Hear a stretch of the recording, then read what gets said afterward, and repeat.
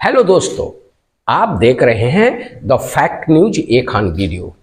आज हिंदू भाइयों के दिमाग में ये बात ठूसा जा रहा है कि 2050 में हिंदुस्तान में मुसलमान की जनसंख्या बढ़ जाएगी तो आसानी से मुसलमान हिंदू पर राज करेंगे। इन अहमकों को कौन समझाए जो इस बात का प्रचार प्रसार कर रहे हैं। आज आम जनता सोचती है कि ये मुसलमान राष्ट्र हो जाएगा। हाँ, शायद ऐसा तो नहीं होगा। दूसरे कौम नसबंदी करके सो जाएंगे और इसी अवधि में मुसलमान यंत्रवत बच्चा पैदा करने में लग जाएंगे। जब वो 2050 में जागेंगे तो मुसलमानों की हुकूमत चलता हुआ देखेंगे। आप जरा अपने दिमाग में जोर देकर सोचिए, 2011 में भारत की जनसंख्या गणना के तहत 966.3 मिलियन थी। अगर देखा जाए तो 79.8% कुल आबादी है। क्या फिर यह नहीं सोचा जाए पूरा ग्लोबल हिंदू पॉपुलेशन 90% है, फिर 100 million Hindus lives outside India. फिर भी आरएसएस के आईटी सेल के जरिए यह प्रचार प्रसार किया जा रहा है कि 2050 में भारत मुस्लिम राष्ट्र हो जाएगा। हिंदू पॉपुलेशन सिर्फ भारत में नहीं, दूसरे देशों में भी बढ़ रही है। मॉरिशस में 90% हिंदू हैं। नेपाल एक हिंदू राष्ट्र है। 2017 में पाकिस्तान सेंसस के तहत 8 मिलियन हिंदू वहां रहते हैं। पाकिस्तान में हिंदुइज्म बढ़ता जा रहा है। इंडोनेशिया में 4.2 मिलियन हिंदू रहते हैं। बांग्लादेश में 13.7 मिलियन हिंदू रहते हैं। नेपाल में 81%। फिर देखा जाए तो यूके, मलेशिया में हिंदू पॉपुलेशन बढ़ती जा रही है।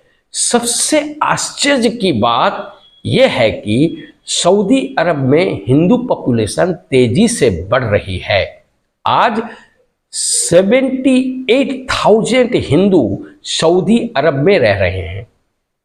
ये देखिए, आज सऊदी अरब में भव्य हिंदू मंदिर भी देखने मिल रहा है। अबू धाबी का मंदिर आज विश्व में चर्चित है। ये देखिए, रसिया में सबसे ज्यादा हिंदू धर्म रफ्तार से फैल रहा है। यह है ISKCON temple in Moscow. Germany की बात भी तो उसी तरह है। जर्मनी में भी इस्कॉन टेम्पल है। ये देखिए, वो हिंदू टेम्पल जहां हिंदू आज भी पूजा अर्चना करते आ रहे हैं। इतना होने के बावजूद भी आरएसएस आज मिलियंस ऑफ हिंदुओं को झूठा पाठ पढ़ा रहा है कि 2050 में मुसलमान हिंदुस्तान के शासक बन जाएंगे। Blaming Muslim for India's population growth is purely Hindutva propaganda. अगर आप भारत के आखिरी जनगणना को करीब से देखें जो 2011 में हुआ, मुस्लिम कितना मेकअप कर रहे हैं? Makeup only 14% of the population, while Hindus 80%। America में ईसाई जनसंख्या 90% थी, लेकिन धीरे धीरे वो परसेंटेज कम होते जा रहे हैं और अब तक 76 तक पहुंच गया है। लेकिन वहां पर इस तरह अभी भी धार्मिक पंथियों के जरिए इतना खुलेआम कत्ल गारतगिरी नहीं हो रही है और न होते दिखाई दे रही है। आप भगवान को स्थापित करके क्या साबित करना चाहते हैं? प्रत्येक धर्म सत्य अहिंसा पर आधारित है। कोई भी भगवान मनुष्य को कुकर्म का आदेश नहीं देता। अगर कोई भगवान मनुष्य को कुकर्म करने का आदेश देता है, शांति भंग करने का आदेश देता है, तो वो भगवान नहीं है, ना वो पुस्तक धार्मिक पुस्तक है जिस पर ऊंच नीच और मनुष्यता का हनन दिखाया गया हो, ना वो सर्वश्रेष्ठ धर्म है। हाँ, वो सर्वश्रेष्ठ धर्म है जो हर धर्म को मानते हुए अपने धर्म को प्रचार प्रसार करता है और अपने धर्म का सत्यता लोगों के सामने लाता है। अगर लोग उसके धर्म को समझ जाते हैं तो वो उसको मानने लग जाते हैं। आज पूरी दुनिया में जो भी धर्म फैल रहा है वो किसी तलवार के बल पर नहीं फैला। प्रत्येक मनुष्य अपने धर्म को प्रचार प्रसार कर सकता है, मगर शांतिपूर्ण। लेकिन याद रहने वाली बात यह है कि आज हमारे सामने एक इंडियन कॉन्स्टिट्यूशन है, एक बीच का रास्ता दिखाता है जो सर्वांगीण उन्नति के लिए है और शांति के लिए है। अगर आप अंबेडकर को मानते हैं मानिए, अगर ना मानते हैं तो ना मानिए, लेकिन आपको इस बात पर यकीन करना होगा कॉन्स्टिट्यूशन ही भारतवर्ष का एकमात्र हथियार है जिसको मानकर हम पूरे भारत में शांति बनाए रख सकेंगे। कोई भी एक धर्म आकर यहां शांति का झंडा नहीं फहरा सकता। अगर हम अपने देश में शांति और अपने देश की उन्नति करना चाहते हैं तो हमें कॉन्स्टिट्यूशन को मानना अनिवार्य होगा। अगर हम नहीं मानेंगे तो याद रखें, एक दूसरे से हम वक्त लड़ते रहेंगे। क्या ऐसा हो सकता है? जरा सोचिए, क्या ऐसा हो सकता है आप किसी व्यक्ति को बलपूर्वक धर्म परिवर्तन कराएं तो वो धार्मिक हो जाएगा? ऐसा भी हो सकता है, हो जाएगा? नहीं, ऐसा भी हो सकता है उसके अंदर में क्रोध और बदले की भावना छुपे रहें और वो आपका कट्टर दुश्मन बन जाए। आपको समझना होगा यह धर्म है, यह धर्म किसी पर न्यस्त नहीं करा जा सकता, बल्कि उस शख्स को समझाया जा सकता है। आप हिंदू हैं, ठीक है, आप मुसलमान हैं, ठीक है, आप कोई भी धर्म के हैं, ठीक है, आप अपनी धर्म को दूसरे के पास में रखें और अपने धर्म के उचित बातों को उसे समझाएं। अगर उसे समझ आ रहा है या आ जाता है तो वो अपना धर्म परिवर्तन अपने आप कर देगा। अगर उसके घर में भगवान है तो भगवान को अपने घर से निकाल देगा। फिर वो जिस धर्म को चाहता है वो उस धर्म के भगवान को रखेगा, स्थापित करेगा। अगर कोई मुसलमान है, अगर वो हिंदू होता है तो वो अपने घर से कुरान और हदीस जैसे किताबों को दूसरे को दे देगा, मगर इज्जत के साथ। फिर वो उस धर्म का प्रचार प्रसार करेगा। इसमें कोई रुकावट नहीं। वो जिस धर्म को कबूल करता है उसको वो फैलाए। ये अधिकार हमें अपना भारतीय कॉन्स्टिट्यूशन ने दिया है। आप अगर इस तरह ना करेंगे, आप अगर सजाग ना रहेंगे, तो आने वाली पीढ़ी को इसका बदला भुगतना पड़ेगा। हमें होशियार रहना है और आने वाले भविष्य को उज्जवल करने के लिए इस समय काम करना है।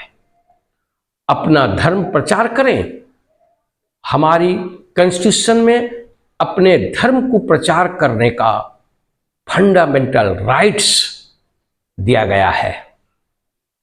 आप उस राइट्स का इस्तेमाल करके अपने धर्म के भगवान को स्थापित करें।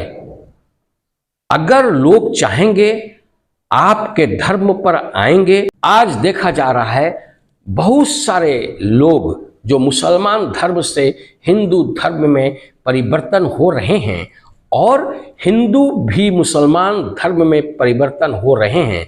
ये तलवार की बात नहीं है, ये भगवान की बात है, ये एक आस्था की बात है। आप इसे रोकने की कोशिश करते हैं तो याद रखना होगा कि हम अपने कॉन्स्टिट्यूशन को नहीं मानते। जो अपने बनाए हुए कॉन्स्टिट्यूशन को नहीं मानता है उसे क्या कहेंगे? पशु है, वो अत्याचारी है। मालूम है कि 300 लोगों ने कॉन्स्टिट्यूशन असेंबली में बैठकर हिस्सा लिया था और इतना बड़ा कॉन्स्टिट्यूशन हमारे सामने में बनाया गया। यह हमारे देश के विभिन्न धर्म और जाति को देखकर बनाया गया। आप अगर चाहते हैं देश को आगे बढ़ाना, मनुष्यता को सबसे ऊपर रखना, तो आपको कॉन्स्टिट्यूशन पर काम करके भाईचारे की बनाना होगा। हिंदुत्व का डंका बजाने वाले अभी सोच लें कि हिंदुस्तान कभी भी हिंदुत्व में तब्दील नहीं होगा।